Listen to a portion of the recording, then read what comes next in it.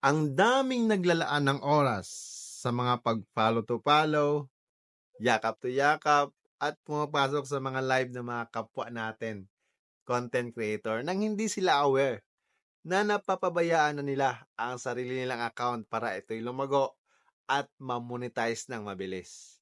Kasi nag-focus lang sila sa pagparami ng followers at ang daming mindset ng ibang content creator sa mga newbies para lang sa sariling interest na suportahan sila. Pero ang totoo, hindi padamihan ng followers para ikaw ay mamonetize, kundi padamihan ng na-upload na content sa iyong account because in the long run, people will follow you.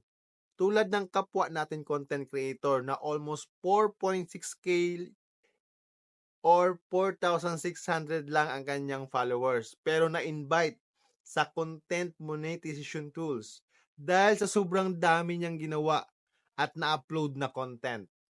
Kaya ikaw na nakapanood nito mga ka-George, damihan mo na ang paggawa at pag-upload ng content kasi people will follow you in the long run mga ka-George. Salamat.